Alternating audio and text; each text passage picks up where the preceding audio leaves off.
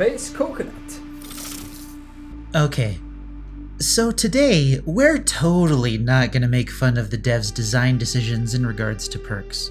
We're especially not going to focus on different perks that have nearly the same function with different requirements. Or even perks that have such specific purpose that they border on uselessness. Maybe at the end of the video we'll prove that the devs know exactly what they're doing and they're not running out of ideas at all. Before we get into this wonderful piece of visual art that will enhance the quality of your lives, I want to encourage you to sub to the channel so you don't miss more life-changing videos in the future. I stream every Saturday on Twitch, but if you want to catch a random stream during the week, I usually announce them ahead of time in our Discord channel. Links to everything are in the description. So recently, Otofu made a video about Hangman's trick when he tried to use it to see if it worked or not. You don't have to watch the video to know how that turned out, but chances are you already have. Anyway, he confirmed what we already knew. Hangman's trick is bad. But here's the thing. It's not that the perk itself is bad, exactly. It's more like the event that it's supposed to counter happens so rarely that it's not worth using a perk slot on. In his video, he says that if we as killers see a lobby full of toolboxes, the last thing on our minds is that this is a Sabo squad. We don't see this lobby and put on Hangman's trick. We prepare to be gen rushed instead. Sabotage used to be a common tactic by survivors to take hooks out and make dead zones for the killer, making them unable to hook survivors in those areas before a survivor wiggled out. During this time, killers were calling for nerfs to Sabo and asking for help from the devs to deal with that situation. Unfortunately for us, if my memory is correct, we didn't get Hangman's trick until after they implemented hook regeneration. The problem that the killers were facing was eliminated, and then they gave us a perk to counter the tactic after survivors stopped utilizing that tactic. It's like creating the ultimate mousetrap after mice go extinct. So sure, Hangman's trick is useless, but how can we make it better? Here's the fun part.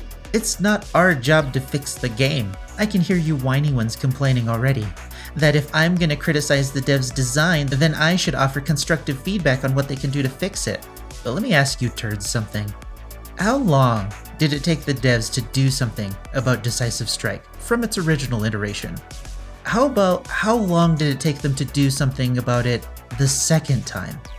Do you remember that one dev stream where they listed the perks they were working on like Cruel Limits and Monstrous Shrine? Where are those changes? It makes complete sense to offer feedback and suggestions on perks to the devs who are so good at letting us know that our feedback is listened to by sharing what perks are being changed next, or even asking our opinions on changes they're thinking about making. Besides the unlikeliness of the devs sharing the next perks to be changed and asking for feedback on their ideas, how quickly do you think those changes will happen, even if they're simply number changes? Exactly. Player feedback is useless unless the forums get filled with posts about an issue so blatant that the entire community agrees that something needs to be done and the devs have no choice but to do something about it. So I'll continue. Beast of Prey and Furtive Chase are two perks that are supposed to give the killer a bit of stealth in the middle of a chase. What the hell kind of sense does that make? The survivor knows you're there. The survivor knows you're chasing them. On many maps, they can see you over and through walls. So seriously, what's the point of these perks? There are even arguments that losing the red stain randomly can actually hurt you since you can't fake survivors out by manipulating it.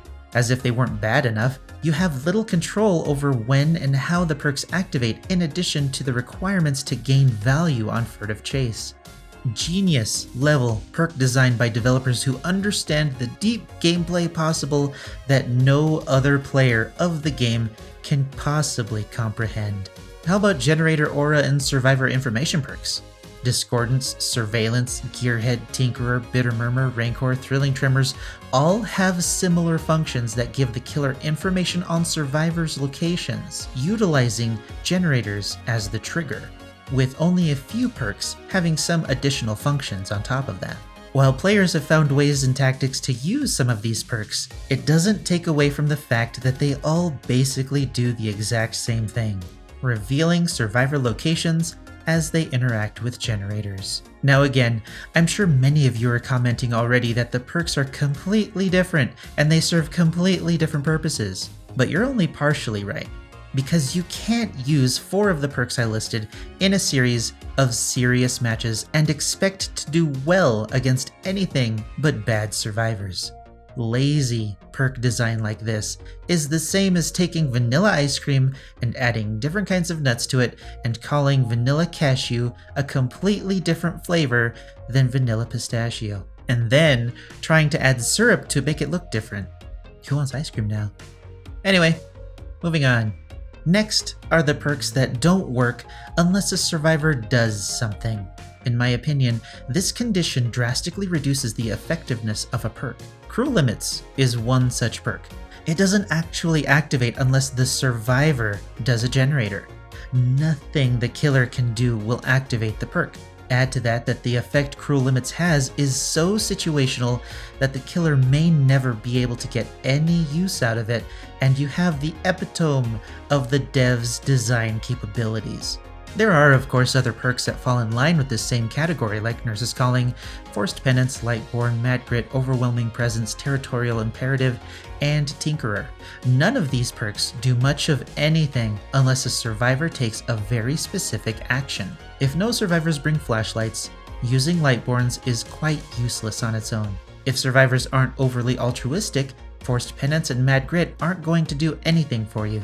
Nurse's Calling, Overwhelming Presence, and Territorial Imperative require survivors to take a specific action, and on top of that, there's a distance requirement. Of course, Nurse's Calling is the best perk out of these examples, but the caveat is that it works best with specific killers with a specific tactic and specific perks to complement it on top of the survivor's healing within that certain range. That's a lot of ifs, and one of the reasons that I don't use it as much as I used to.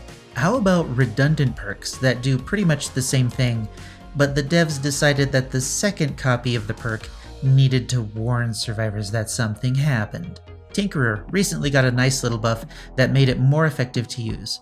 The killer becomes undetectable for 16 seconds if a survivor repairs a generator to 70%. Trail of Torment will give the killer the undetectable status for 16 seconds if they kick a gen.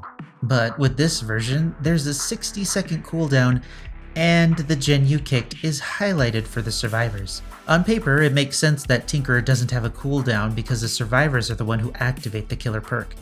Since the killer can activate Trail of Torment at will, adding a cooldown makes sense.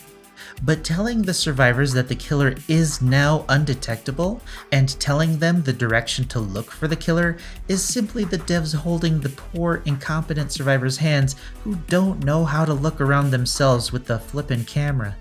It blows my mind that the current devs continue to make perks with no imagination or attempt to create something meta-changing for either role. Now, I'm sure many of you are raging or crying about how mean I am for making fun of the devs and their creation.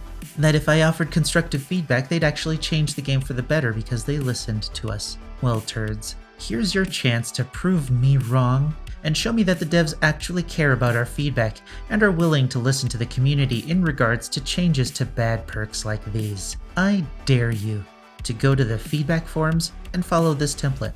Title your post, "The perk blank needs to be changed sooner rather than later." Then, in the body of your post, write a few sentences about the problems you have with a particular perk. As an example, here's mine. Dear devs, Monstrous Shrine needs to be adjusted because the effect is not strong enough to warrant a perk slot, even on basement builds. The shorter sacrifice time is negligible and offers nothing else to the killer if they don't hook survivors in the basement.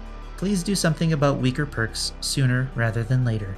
Sincerely, a player who wants to use Monstrous Shrine.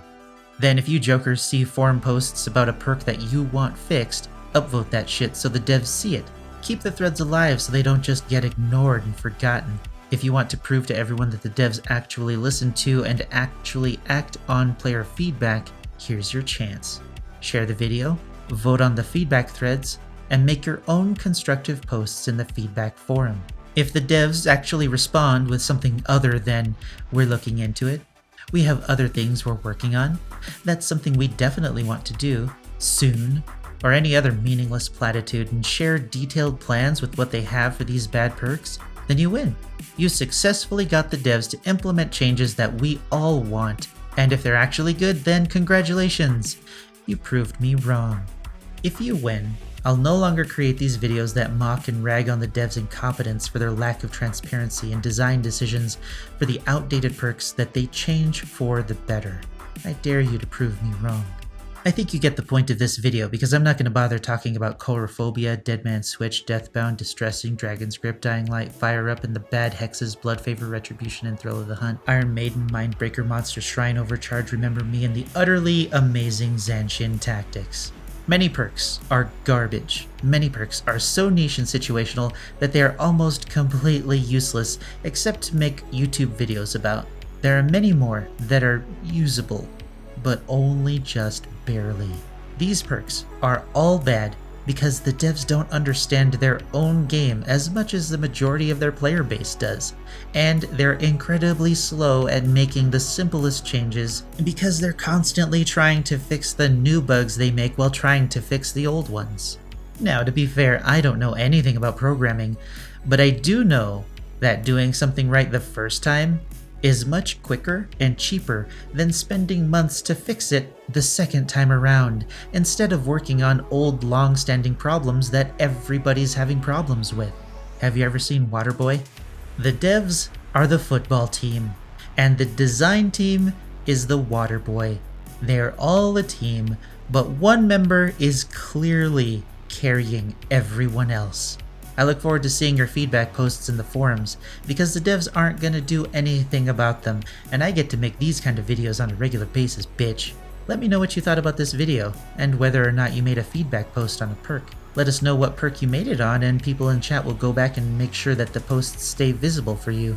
Like the video if you like the video, dislike the video if you think the dev team knows how to fix bugs without making new ones. And until next time, I'll see you in the fog.